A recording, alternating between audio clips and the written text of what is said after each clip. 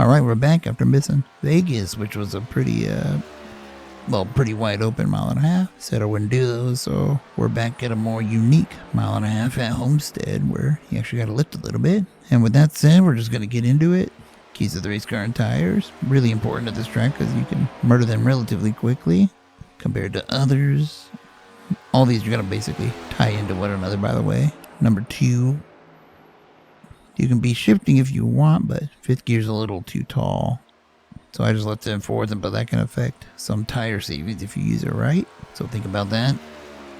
And that brings us into the last one, which again depends on your line. You know, if you're running the bottom, you can just leave it in 4th gear, by the way.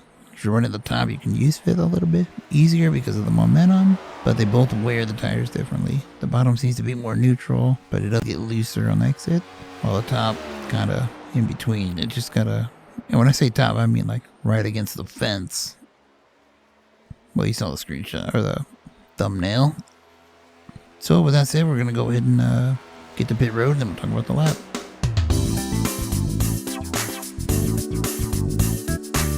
Alright, making our way to pit road. I actually got my inputs working right this time. So we're going to drive it into 3 like normal, but once I start seeing the grandstands up here in the distance, I get on the brakes right about here, down to 2nd gear, 50 miles per hour. I about take out this barrels, but yeah, I made it. Speed it up a little bit because it takes 3 years. There's our pit speed limit exit cone. Unlike the entry to 3, we gotta use the access road on exit. So just keep it in between the lines. Gets a little on edge, a little loose. Looking for the blue cone right there, and we're good to go. On to the lap. Alright, here we are about to take our lap. Fix setup, fix weather, as usual. And the second lap as the usual. So, only changes I made to the fix set. Well, they're on the screen right now. Basically everything. Steering ratio 264. I only changed the front cylinder because I wanted more rear braking, but obviously that wasn't enough. And 46% on the brake bias, which gives me the lap you see on screen. So take a second to absorb that in. We're going to show the lap and then we'll talk about it. So here we go.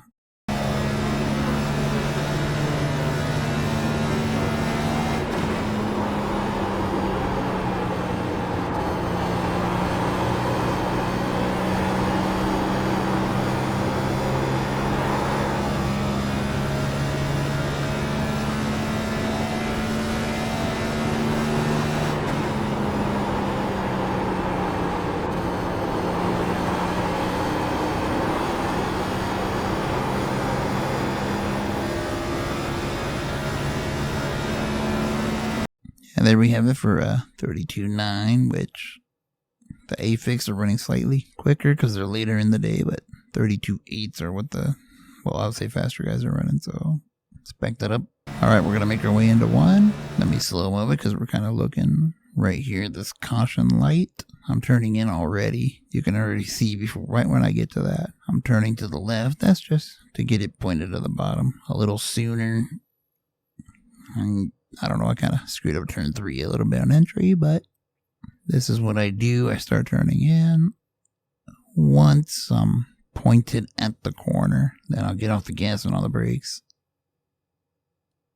See, right about here, I'm getting on the brakes. Just enough to slow the car down. Trail brake it, just to where I feel the front end's gonna stick and continue to get to the white line. Which right here, but I'm turning left, the front end just slid there, but I don't really know why. But once that happens, I get on the throttle very gently and kind of keep it there for a while. Then when I'm able to hit full throttle, and here's where I'm going to change something here.